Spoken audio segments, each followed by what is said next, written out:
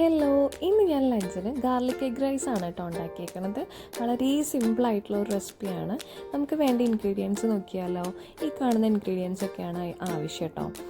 നമുക്ക് മെയിനായിട്ട് ഗാർലിക് തന്നെയാണ്. ഗാർലിക് എഗ് റൈസ് എന്നാണല്ലോ പേര്. അപ്പോൾ ഗാർലിക് തന്നെയാണ്. അപ്പോൾ ഇതൊന്ന് ജസ്റ്റ് ഒന്ന് ചതച്ചെടുക്കുക. ഫൈൻ പേസ്റ്റ് ആക്കൊന്നും വേണ്ട, ഇതുപോലെ ഒന്ന് ചതച്ചാൽ മതി. എന്നിട്ട് കാശ്മീരി ചില്ലി പൗഡറൊക്കെ ഇട്ടിട്ട് ഒന്ന് നന്നായിട്ടൊന്ന് ചതച്ചെടുക്കുക കേട്ടോ. അത് കഴിഞ്ഞിട്ട് പാൻ വയ്ക്കുക, വെളിച്ചെണ്ണ ഒഴിക്കുക, സബോളയും ചെറിയുള്ളി അരിഞ്ഞത് അതിലേക്ക് ഇട്ടിട്ട് ഒന്ന് നന്നായിട്ട് വഴറ്റുക. ഗോൾഡൻ കളർ ആവണ വരെ വഴറ്റണം കേട്ടോ. അത് കഴിഞ്ഞിട്ട് നമ്മൾ അരച്ച് വെച്ചിരിക്കണം ആ പേസ്റ്റ് അതിലേക്ക് ഇട്ടിട്ട് പച്ചമണം മാറണ വരെ ഒന്ന് ഇളക്കുക. അതിൻ്റെ ഇടയിൽ പച്ചമുളകും ചുവന്ന മുളകും കറിവേപ്പിൻ്റെ ഇലയും ഇടുക. എന്നിട്ടൊന്ന് നന്നായിട്ട് വഴറ്റിയെടുക്കുക കേട്ടോ. അത് കഴിഞ്ഞിട്ട് അതൊന്ന് സൈഡിലേക്ക് മാറ്റി വയ്ക്കുക. ആ മസാല ഒന്ന് സൈഡിലേക്ക് മാറ്റി വെച്ചതിന് ശേഷം ഒരു 3 എഗ്ഗ് പൊട്ടിച്ച് ഒഴിക്കുക കേട്ടോ. എന്നിട്ട് അത് രണ്ടും കൂടിയിട്ടൊന്ന് മിക്സ് ചെയ്യുക. മസാലയും എഗ്ഗും കൂടിയിട്ടൊന്ന് നന്നായിട്ട് മിക്സ് ചെയ്തിട്ട് ചോറ് അതിലേക്ക് ഇട്ട് കൊടുക്കും. ഞാൻ സാധാ ചോറ് തന്നെയാണ് എടുത്തേക്കുന്നത്. ബസ്മതി റൈസ് ആണെന്നുണ്ടെങ്കിൽ കുറച്ചുകൂടി ബെറ്റർ ആയിരിക്കും. എൻ്റെ കയ്യിൽ ഇതേ ഉണ്ടായിരുന്നുള്ളൂ, അപ്പോൾ ഞാൻ ഇതെടുത്തത് കേട്ടോ.